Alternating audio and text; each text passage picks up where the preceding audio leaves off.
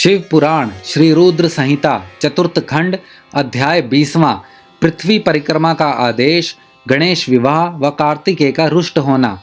नारद जी ने पूछा, हे विधाता, आपने मुझे श्री गणेश के जन्म एवं उनके अद्भुत पराक्रम और साहस के साथ माता पार्वती के द्वार की रक्षा करने का उत्तम वृतांत सुनाया। अब मुझे यह बताइए कि जब भगवान शिव ने गणेश को पुनर्जीवित करके अनेक आशीर्वाद प्रदान किए, तब उसके पश्चात वहाँ क्या हुआ? ब्रह्मा जी बोले, हे मुनि श्रेष्ठ नारद, तत्पश्चात भगवान शिव पार्वती अपने दोनों पुत्रों गणेश और कार्तिकेय के साथ आनंद पूर्वक अपने निवास कैलाश पर्वत पर रहने लगे। शिव पार्वती अपने पुत्रों गणेश और कार्तिकेय की बाल लीलाओं को देखकर बहुत प्रसन्न होते और बहुत लाड़ प्यार करते। वे दोनों अपने माता पिता की भक्ति भावना से पूजा अर्चना करते थे, जिससे शिव पार्वती बहुत प्रसन्न होते। धीरे धीरे ऐसी ही लीलाओं के बीच समय बीतता गया और गणेश व कार्तिकेय युवा हो गए। तब एक दिन शिव पार्वती साथ बैठे हुए आपस में बातचीत कर रहे थे। देवी पार्वती ने भगवान शिव से कहा कि प्रभु, हमारे दोनों ही पुत्र विवाह के योग्य हो गए हैं, अतः हमें अब दोनों पुत्रों का विवाह कर देना चाहिए। तब दोनों ये विचार करने लगे कि पहले गणेश का विवाह किया जाए या कार्तिकेय का। जब माता पिता ने अपनी इच्छा पुत्रों को बताई तो उनके मन में भी विवाह की इच्छा जाग उठी। दोनों पुत्र विवाह के लिए सहर्ष तैयार हो गए। तब भगवान शिव अपने पुत्रों से बोले, हे पुत्रों, तुम दोनों ही हमारे लिए प्रिय हो, परंतु हम इस असमंजस में हैं कि तुम दोनों में से पहले किसका विवाह किया जाए। इसीलिए हमने एक युक्ति निकाली है। तुम दोनों में से जो भी पृथ्वी की परिक्रमा करके पहले लौट आएगा, उसका विवाह पहले किया जाएगा। अपने पिता के वचन सुनकर कुमार कार्तिकेय तुरंत अपने वाहन पर सवार होकर यथाशीघ्र पृथ्वी की परिक्रमा करने हेतु माता पिता की आज्ञा लेकर निकल पड़े। परंतु श्री गणेश वहीं यथावत खड़े होकर कुछ सोचने लगे। तत्पश्चात उन्होंने घर के अंदर जाकर स्नान किया और पुनः माता पिता के पास आकर बोले, आप दोनों मेरे द्वारा लगाए गए इन आसनों को ग्रहण कीजिए, मैं आप दोनों की परिक्रमा करना चाहता हूँ। तब भगवान शिव और देवी पार्वती ने हर्षपूर्वक आसन ग्रहण कर लिया। शिव पार्वती के आसन पर बैठ जाने के पश्चात गणेश ने उन्हें हाथ जोड़कर बारंबार प्रणाम किया और उनकी विधि विधान से पूजा अर्चना की। पूजा करने के बाद उन्होंने भक्ति भाव से उनकी 7 बार परिक्रमा की। माता पिता की 7 बार परिक्रमा करने के पश्चात गणेश हाथ जोड़कर प्रभु के सामने खड़े हो गए और उनकी स्तुति करते हुए बोले, आपकी आज्ञा को मैंने पूरा किया, अब आप यथाशीघ्र मेरा विवाह संपन्न कराएं। यह सुनकर शिव पार्वती ने गणेश से पृथ्वी की परिक्रमा कर आने के लिए कहा। उन्होंने कहा कि जिस प्रकार कार्तिकेय पृथ्वी की परिक्रमा करने गए हैं, तुम भी जाओ और उनसे पहले लौट आओ, तभी तुम्हारा विवाह पहले हो सकता है। शिव शिवा के ये वचन सुनकर गणेश बोले, आप दोनों तो महाबुद्धिमान हैं, आपके ज्ञान की कोई सीमा नहीं है, आप धर्म और शास्त्रों में पारंगत हैं। मैं तो आपकी आज्ञा के अनुरूप पृथ्वी की परिक्रमा एक बार नहीं बल्कि 7 बार कराया हूँ। यह सुनकर शिव पार्वती बड़े आश्चर्यचकित होकर बोले कि हे पुत्र, तुम इतनी विशाल 7 द्वीप वाली समुद्र, पर्वत और काननों से युक्त पृथ्वी की परिक्रमा कब कराए? तुम तो यहाँ से कहीं गए भी नहीं। भगवान शिव और देवी पार्वती के इस प्रकार किए गए प्रश्न को सुनकर बुद्धिमान गणेश जी बोले, मैंने आप दोनों की पूजा करके आपकी 7 बार परिक्रमा कर ली है। इस प्रकार मेरे द्वारा पृथ्वी की परिक्रमा पूरी हो गई। वेदों में इस बात का वर्णन है कि अपने माता पिता की श्रद्धा भाव से पूजा करने के पश्चात उनकी परिक्रमा करने से पृथ्वी की परिक्रमा का पुण्य फल प्राप्त होता है। माता पिता के चरणों की धूल ही पुत्र के लिए महान तीर्थ है। वेद शास्त्र इसको प्रमाणित करते हैं। फिर आप क्यों इस बात को मानने से इनकार कर रहे हैं? हे पिताश्री, आप तो सर्वेश्वर हैं, निर्गुण निराकार पर ब्रह्म ईश्वर हैं। भला आप कैसे वचनों को झुटला सकते हैं?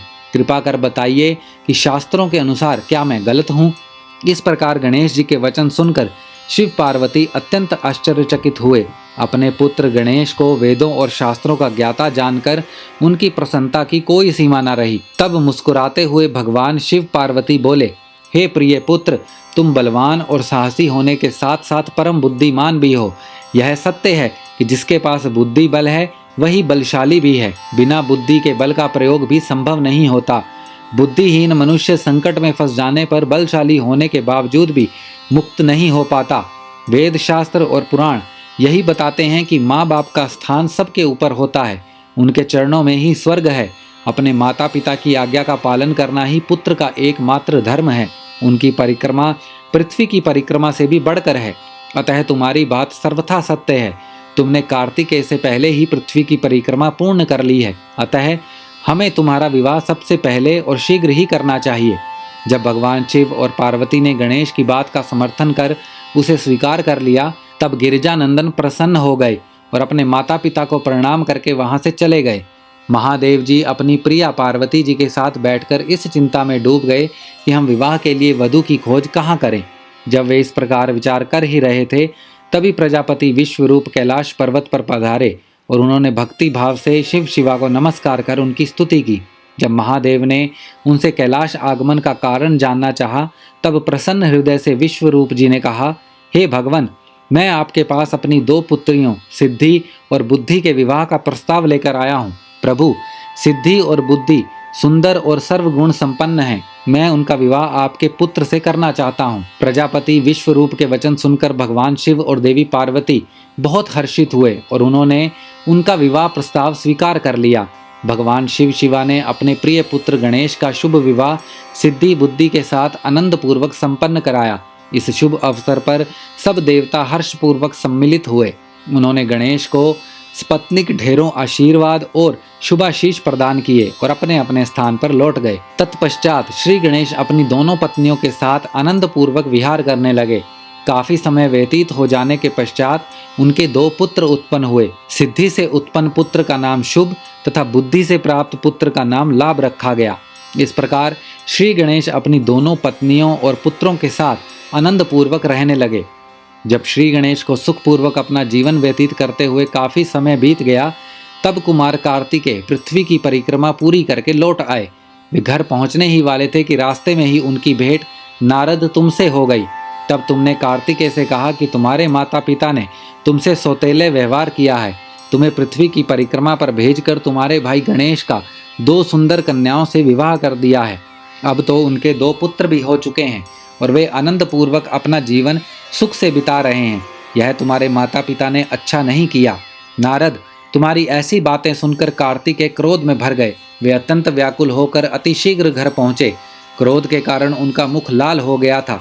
कैलाश पर्वत पर पहुंचकर उन्होंने अपने माता पिता को हाथ जोड़कर प्रणाम किया। तत्पश्चात उन्होंने अपने माता पिता से इस विषय पर अपनी नाराजगी प्रकट की। कार्तिकेय ने कहा कि आप दोनों ने अपने ही पुत्र को धोखे से यहाँ से भगा दिया और अपने प्रिय पुत्र गणेश का चुपचाप विवाह रचा दिया। आप दोनों ने मेरे साथ सौतेले पुत्र जैसा व्यवहार किया है। यदि आप गणेश का ही विवाह पहले करना चाहते थे तो मुझसे एक बार कहते, मैं स्वयं अपने भाई गणेश का विवाह उत्साहपूर्वक आनंद के साथ कराता, परंतु आपने छल कपट का सहारा लिया। आप सिर्फ एक पुत्र से ही प्यार करते हैं।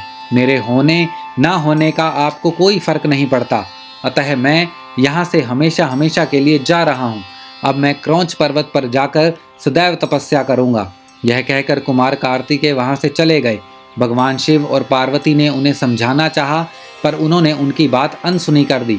नारद, उस दिन से स्वामी कार्तिकेय कुमार नाम से प्रसिद्ध हो गए। तब से इन 3 लोकों में उनका नाम कुमार कार्तिकेय विख्यात हो गया। कार्तिकेय का नाम पापहारी, शुभकारी, पुण्यमयी एवं ब्रह्मचर्य की शक्ति प्रदान करने वाला है। कार्तिक पूर्णिमा के दिन कृति नक्षत्र में जो भी मनुष्य स्वामी कार्तिकेय के दर्शन अथवा पूजन करता है, उसके सभी पाप नष्ट हो जाते हैं और उसे मनोवांछित फलों की प्राप्ति होती है। सभी देवता और ऋषिगण भी इस दिन कार्तिकेय के दर्शनों को जाते हैं। उधर कुमार कार्तिकेय के इस प्रकार नाराज होकर चले जाने के कारण उनकी माता पार्वती बहुत दुखी थी। वे शिवजी को साथ लेकर क्रौंच पर्वत पर गई। उन्हें देखकर कार्तिकेय पहले ही वहां से चले गए। तब भगवान शिव उस उत्तम स्थान पर जहां उनके पुत्र कार्तिकेय ने तप किया था, मल्लिका अर्जुन नामक ज्योतिर्लिंग के रूप में स्थापित हो गए और आज भी देवी पार्वती के साथ विराजमान हैं। उस दिन से शिव शिवा दोनों अपने पुत्र कार्तिकेय को ढूंढने के लिए अमावस्या को शिव और पूर्णिमा के दिन पार्वती जी क्रौंच पर्वत पर जाते हैं। नारद, मैंने तुम्हें समस्त पापों का नाश करने वाले श्री गणेश और कार्तिकेय के चरित्र को सुनाया। जो भी मनुष्य भक्ति भाव से इसे पढ़ता, सुनता अथवा सुनाता है, उसके सभी मनोरथ पूर्ण होते हैं। यह कथा पापनाशक, सुख देने वाली, मोक्ष दिलाने वाली एवं कल्याणकारी है। इसीलिए निष्काम भक्तों को इसको अवश्य सुनना और पढ़ना चाहिए। श्री रुद्र संहिता चतुर्थ खंड अध्याय 20वां समाप्त।